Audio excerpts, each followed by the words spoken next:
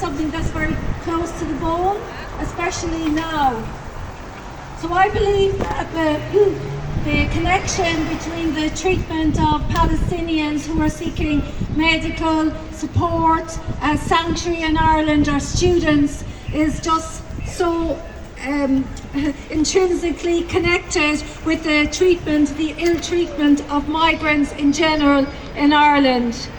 Christine talks about the right to seek sanctuary, but in fact the 1951 Refugee Convention was a way of controlling migration after the Second World War, when, as you can imagine, there were millions on the move from Germany and in Eastern Europe also. And now today, while they lecture us about anti-Semitism, the governments of this world, the United States and Europe, did not want those refugees. So what they did is they devised a plan in order to make people prove that they were in fact refugees and that they were entitled to sanctuary. So when people come to Ireland today from Somalia, from Palestine, from Sudan, they each and every one of them have to prove that they have suffered persecution.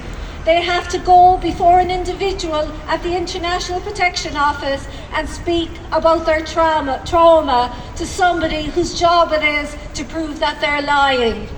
So I'm sure we all know of things that are very painful for us to talk about. And can you imagine anything more painful than being forced to leave your country, having suffered abuse because of your sexuality, because of your gender, because of your politics, and then having to go and tell somebody about it who's going to be saying to you, well, that can't be true. Why didn't you put that down on your questionnaire? It's absolutely appalling from the very beginning. In the past, you had a solicitor to help you from the beginning in order to prove that you formed one of the classes in which people have to fall, of politics, nationality, or the other one, which is a social group, which is, basically there are many different types of ways in which people can fit into membership of a social group. Anyway, it's very technical, and law, as we know, is very hard for people to understand. And can you imagine having to deal with it when English is not your is not your first language? In the past, as I say, we lawyers were involved from the beginning, but gradually they've removed us from the process. And now, from June the 12th, asylum seekers will no longer have a solicitor for the first part of their application. They will have no guidance at all on how to complete these questionnaires, on what's important to say, on the importance of evidence, any support at all. They will have to go through that whole process alone. So they are being set up to fail. And this whole system, there's nothing legal about it. There's nothing about it that even fits in with the 1951 treaties, but it's what they're doing because it's what's happening internationally. Asylum seekers are the most persecuted, most vilified section of the population everywhere today. And they're able to get away with things like refusing visas to family members, to children of Palestinians. This whole attitude towards asylum seekers spreads to every single other migrant or every other person who comes to Ireland, unless, of course, they have money. When there you go, the door's open, don't worry about it.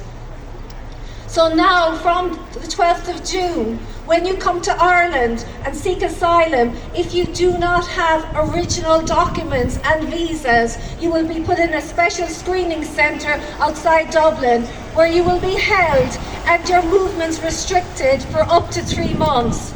You will be forcibly searched, forcibly screened to make sure that you come within the category of migrant or asylum seeker, that you can move on then and apply. So people will be put in prison if they leave that place and don't come back that evening. They will be put in prison if they refuse to succumb to searching. In other words, they will be treated as criminals rather than seekers of sanctuary. And when it comes to appealing, having not had any assistance from a solicitor in the first place, when they're refused, which inevitably most people will be, most appeals will be dealt with by way of writing. They will have no opportunity to go before somebody so they can be seen and can tell their story themselves. So it's almost unbelievable, but this is what's happening in Ireland and it's what's happening across Europe. And then, if you're lucky enough to get asylum and you become a refugee, whereas now you can apply to be reunited with your children and your spouse within a year, from the 12th of June, and I'm sorry because this fucking upsets me, from the 12th of June, you will have to wait 2 years before you can apply. And if you apply for any form of social welfare, including HAP, in those 2 years, you will be refused. Shame! So what's happening here is just a total, crackdown on asylum seekers. And I think that people don't realise how bad it is. They talk about illegal asylum seekers.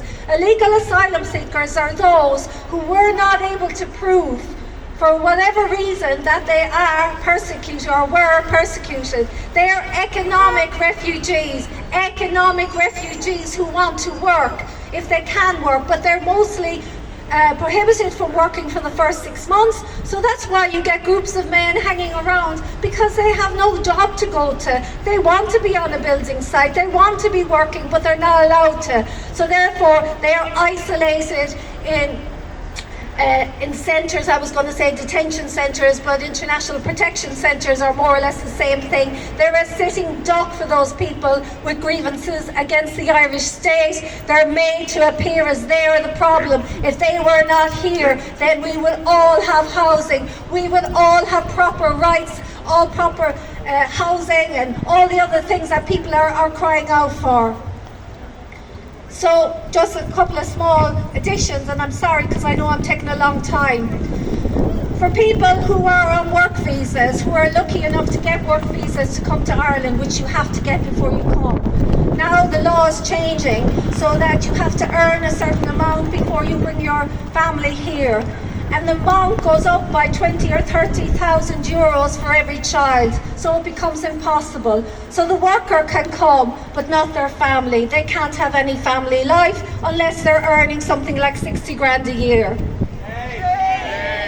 For our Ukrainians, who a lot of people have complained about because they were able to come and work from the very beginning, now the situation is changing dramatically. They're being told that they have to go unless they're in a job which is above the minimum wage, which most of them are not and cannot get. So they're now also being put in this position. Apparently Zelensky wants the majority of men sent back to fight, and our government is helping them. So I just want to say finally, my strongly held view is that we have to have freedom of movement. To be able to come to a country for safety, to be able to go home, as in the case of Palestine particularly. People should be welcomed into Ireland to work here, to be part of our unions, our political organisations and our community organisations. Everyone who comes, every single migrant wants to play their part, and none of them should be turned away. None of them should be put onto flights back to Nigeria, to Lagos like criminals. It's something that if we allow our government to do this to them, they'll come and do it to us too. So beware. Thank you.